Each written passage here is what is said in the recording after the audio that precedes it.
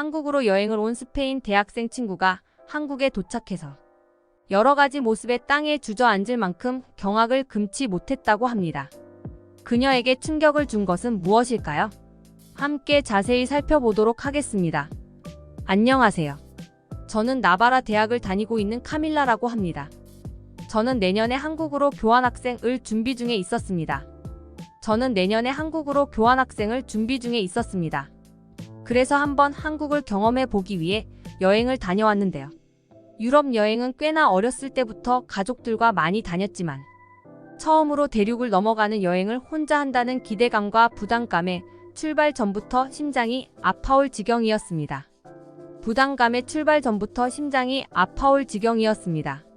제가 한국으로 교환학생을 가려고 하는 이유는 몇 년 전부터 스페인에 한류 바람이 불었고 저 역시 그런 한류에 급속도로 빠지게 되었고 그런 과정에서 한국이란 나라가 궁금했습니다. K-POP과 K-드라마 등으로 한국에 대한 정보는 꽤나 많이 접할 수 있어서 두렵거나 그런 건 없었습니다. 하지만 미디어에 비춰지는 모든 것들은 좋은 점은 더욱 과장이 되고 단점은 숨긴다는 걸 알고 있기 때문에 보여지는 모든 걸 믿지 말자라고 굳게 다짐하고 비행기를 타게 됐습니다. 비행기에서 내리자마자 처음 본 인천공항의 모습은 정말 화려하고 미래 도시로 온 것만 같았죠. 그렇게 서울로 나오게 되었고 어딜 가나 많은 사람들의 모습은 상당히 활동적이었습니다. 바쁘게 움직이는 직장인들, 장사를 하는 사람들 모두가 정열적이었고 스페인을 대표하는 정열이란 단어는 한국인들 앞에서 무색하게 보일 정도였습니다. 그래도 저는 긴장을 늦추지 않았습니다. 처음 온 나라고 어디 나라를 가던 사람이 많은 도시에는 범죄의 위험성이 항상 도사리고 있는 거니까 말입니다. 실제 가족들과 이태리 여행을 할 때 잠깐 방심한 사이에 핸드폰과 지갑 등을 소매치기를 전문적으로 하는 집단에게 가족 전부 당한 적이 있은 후 어디를 가더라도 그런 범죄에 노출되지 않게 항상 조심히 다녔었죠. 그래도 한국의 분위기와 여행의 들뜸은 제 마음을 가득 채우고 있었는데요. 호텔 체크인을 하고 짐을 다 넣어두고 잠깐 쉰 다음 밖으로 나왔습니다. 배가 고팠거든요. 어디 나라를 가든지 그 나라의 문화를 알기 위해선 음식을 먹어봐야 한다고 생각을 하기 때문에 한식을 먹기 위해 나왔습니다. 물론 스페인에도 많은 한식당이 있지만 본토에서 먹는 건 같은 음식이어도 다른 음식일 테니 말이죠. 예전 스페인 일간지에서 한국 음식을 소개해준 이후로 삼겹살과 냉면을 상당히 좋아하게 되어서 혼자 먹으러 가게 되었습니다. 아니나 다를까 확실히 한국에서 먹는 삼겹살과 냉면은 스페인에서 먹는 것과는 이름만 같은 다른 음식 같았습니다.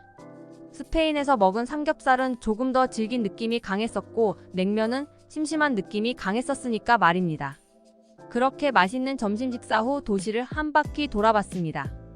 높디 높은 고층 건물들 사이로 전통적인 건물들이 있는 정말 신비로운 느낌이었습니다. OTTW 전통적인 건물들이 있는 정말 신비로운 느낌이었습니다. 높고 멋있는 디자인들의 현대식 건물은 모던함을 보여주고 전통적인 건물들에선 아름다움을 느낄 수 있었으니까 둘의 조합은 정말 말도 안 될 정도로 신비롭고 아름다웠습니다. 그렇게 저는 산이 보이는 아름다운 카페에 들어가 무언가 할 게 없을까 하다가 서울시티 투어 버스라는 것이 있는 것을 알고 당장 예약을 하고 버스를 탈 만반의 준비를 하고 시간에 맞춰 나갔습니다. 밤 시간 예약이라 주머니에 테이저를 넣어두고 움직였습니다. 해가 떨어진 유럽의 밤은 상당히 위험하니까 한국 역시 마찬가지일 거라 생각하고 혹시 모를 일을 대비하기 위함이었습니다. 하지만 저의 걱정은 쓸데없는 걱정이 되고 말았습니다. 유럽과는 다르게 밤이 되니 서울의 밤은 화려하고 아름다웠습니다. 버스 위에서 보는 서울타워와 한강은 어디서든 볼 수 없는 절경이었고 어디 하나 밝지 않은 곳이 없었습니다. 유럽의 밤은 사실 관광명소라 불리는 곳을 제외하곤 밤만 되면 불이 다 꺼지곤 해서 화려함을 찾아보기 힘든 게 사실입니다. 그래서 밤에 이렇게 화려한 불빛들은 저에게 새로운 영감을 주었죠. 어떻게 이렇게 도시 전체를 밝힐 수 있는 인프라를 구축해 놓은 것인지 너무 신기했습니다. 그리고 버스를 타고 다니면서 바라본 서울의 밤은 너무나 높은 수준의 시민의식을 갖고 있는 사람들의 도시라는 걸 느낄 수 있게 해줬습니다. 늦은 밤에도 청결한 길거리를 유지하고 있는 것에서 그걸 느꼈습니다. 유럽의 밤거리는 생각보다 많이 지저분하니까 말이죠. 그렇게 화려함 중간에 저를 놔두고 버스 위에서의 여행은 계속되었습니다. 그런 장면을 계속 핸드폰으로 사진을 찍으면서 담아두고 있었고, 그렇게 찰나의 순간이 지나고 이제 버스에서 내려 숙소로 가는 길에 뒤에서 누군가 저를 부르는 듯한 소리에 뒤돌아보니 버스 기사님께서 저의 가방을 들고 뛰어오고 계셨던 거였습니다. 그때서야 아차 싶었습니다. 그렇게 조심하자 다짐을 했지만 서울의 화려한 밤과 사람들의 모습에 결국은 짐을 놓고 내렸던 거죠. 그 가방 안에는 저의 여행 경비와 갖가지 중요한 물품들이 있었는데 말입니다. 다행히 기사님께서는 저의 가방인 걸 기억해 주시고 찾아주신 겁니다. 감사의 인사로 보상을 해드리려고 했지만 한사코 저의 손을 뿌리치고는 돌아가셨습니다. 큰일이 날 뻔했다고 생각을 하면서 그것에만 집중하면서 숙소로 돌아가는 길이었습니다. 그러다 무심코 바라본 길거리의 모습에서 저는 이질감을 느끼게 됐고, 그 이질감의 정체를 찾아보기 위해 유심히 거리를 관찰하고 있었는데 금방 그 원인을 찾을 수 있었습니다. 길거리에 사람이 너무 많습니다. 그것도 하나도 위험을 감지하지 못하고 말입니다. 누군가는 손에 핸드폰을 들고 있고 누군가는 백팩에 이것저것 많이 넣어두고 키링에 무선 이어폰까지 걸고 뒷주머니에 지갑도 많이 보이더군요. 그리고 남녀노소 할 것 없이 모두가 거리를 활보하고 있었습니다. 이게 무슨 일이죠? 유럽 어디를 가든 밤에는 거리에 사람들이 많이 돌아다니지 않습니다.